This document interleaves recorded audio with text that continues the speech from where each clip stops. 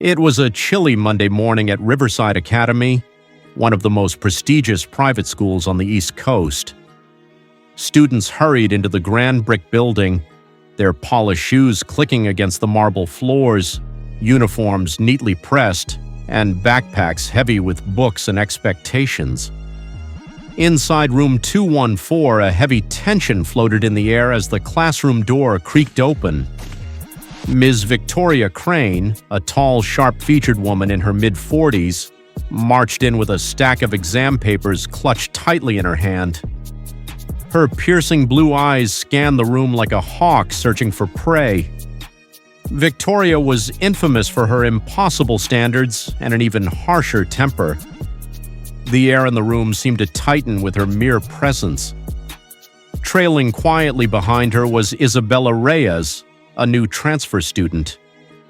A soft-spoken, shy Filipina girl, Isabella clutched her books close to her chest, her delicate fingers nervously brushing the frayed edges of her sweater sleeve. She felt the weight of every gaze, the silent judgment from classmates who barely knew her. As she made her way to an empty desk in the back, she kept her head low, her heart pounding in her ears. Victoria tapped her stack of papers on the desk, the sound echoing through the room. "Today," she announced coldly, "you will answer the most important comprehension test of the semester. No excuses, no extensions. Failure is not an option." The clock ticked mercilessly on the wall as students bent over their papers, pens scratching desperately. Isabella's heart sank as she read the first question. It was based on a novel she had never studied. The curriculum at her previous school had been different, leaving her unprepared. Despite the knot twisting in her stomach, she tried her best, her pen trembling slightly as she wrote. 30 minutes later, Victoria prowled between the rows of desks, her sharp heels clicking ominously. Suddenly, she stopped beside Isabella's desk. She leaned down, her voice loud enough for the entire class to hear, dripping with disdain. "Did you even read the question properly, or is English too difficult for you?" she sneered. The room fell into an uncomfortable silence. Some students exchanged glances, but none dared to speak. Isabella's cheeks burned with humiliation. She bit her lip hard, willing herself not to cry. Victoria smirked at the lack of resistance and cruelly added, "Maybe you should go back to wherever you came from if basic reading is too much for you." Isabella's fingers clutched the edge of her desk tightly. Inside, something small and fragile broke, yet outwardly she remained silent, choosing to keep her dignity. At lunch, Isabella sat alone on a bench beneath a sprawling oak tree, her lunchbox unopened beside her. The scent of homemade adobo filled the air, but she had no appetite. Nearby, she caught snippets of conversation from passing students. "Did you see how Ms. Crane humiliated her? Poor girl. Maybe she really doesn't belong here." Each whispered word cut deeper than the last. Isabella stared up at the towering stone building of the academy, feeling smaller and more invisible than ever. The days that followed were no better. Each class became a battleground where Victoria Crane launched subtle and not-so-subtle attacks against Isabella. Yet through it all, Isabella endured, her spirit bending but never breaking. Then one afternoon, after yet another public scolding, something shifted inside her. Isabella met Victoria's gaze without flinching. Her dark eyes, steady and calm, spoke volumes. It was a look that said, "You cannot destroy me." For the first time, Victoria hesitated, though she quickly masked it with another barked order. Friday arrived, a day like any other, until the classroom door burst open mid-lecture. Mr. Bennett, the usually composed principal, hurried inside looking flustered. Behind him walked a woman none of the students recognized, yet whose very presence demanded attention. She was elegant, poised, and powerful, dressed in a tailored navy blue dress, her heels clicking sharply on the floor. She moved with the grace of someone accustomed to commanding respect. She made her way straight to Isabella, who looked up with wide, confused eyes. The woman knelt beside her and placed a comforting hand on her shoulder. "Sweetheart, are you okay?" she asked gently. Isabella nodded, her throat tightening with emotion. Victoria Crane, confused and irritated, stormed forward. "Excuse me, ma'am, you can't just barge into my classroom," she snapped. Before she could continue, Mr. Bennett interrupted nervously. "Ms. Crane, allow me to introduce Dr.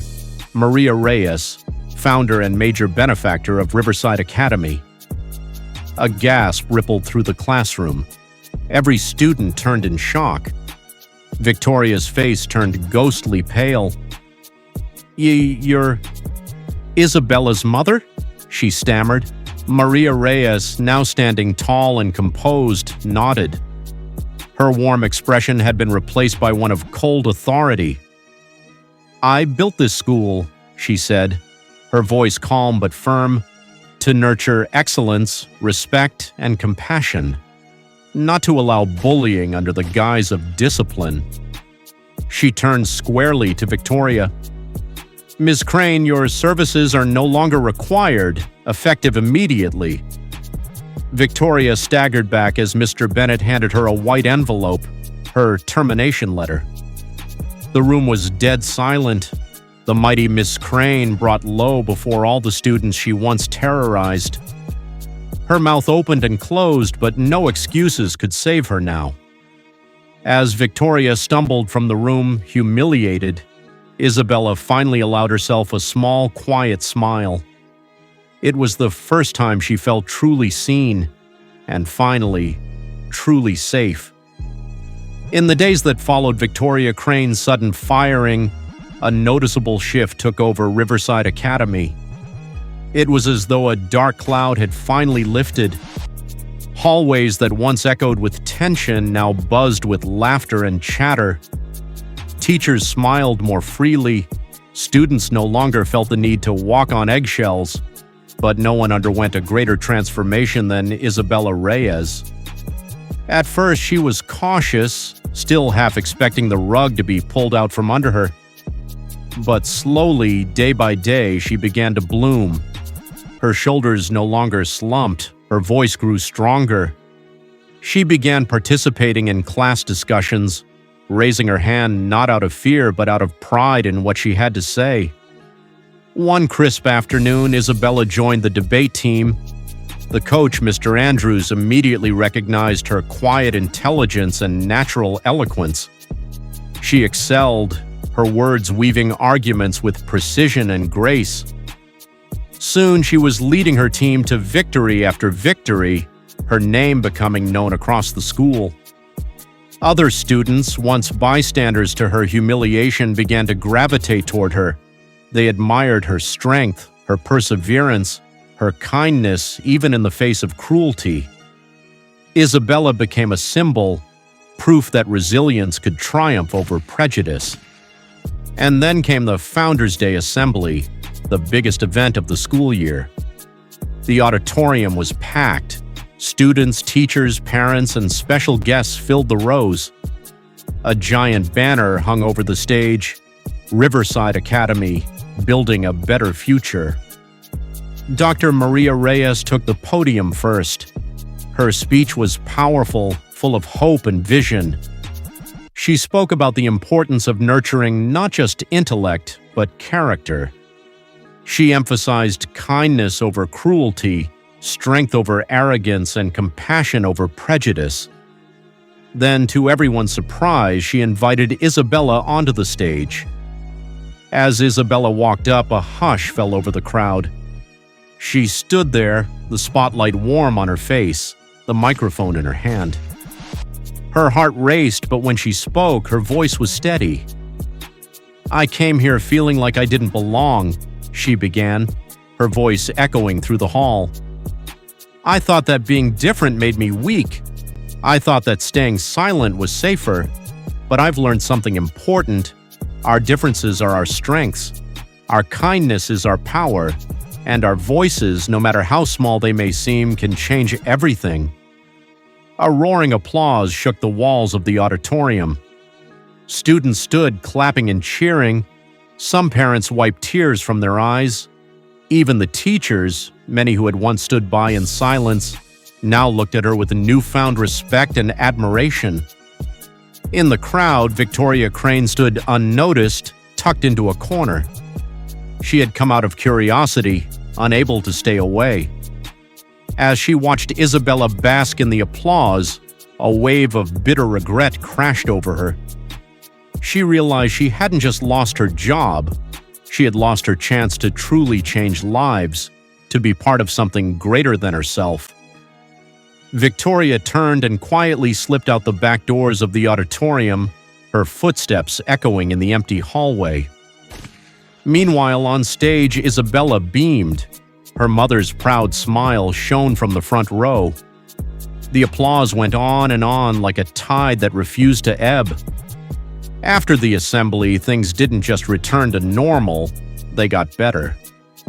Dr. Maria Reyes introduced new diversity programs at the school, mentorship initiatives for new students, and a stricter policy against any form of discrimination or bullying.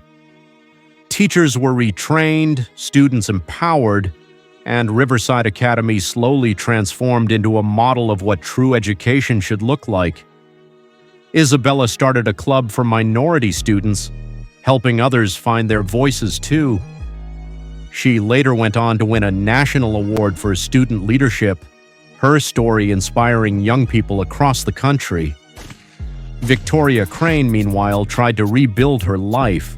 She bounced from job to job, unable to escape the shadow of her past mistakes.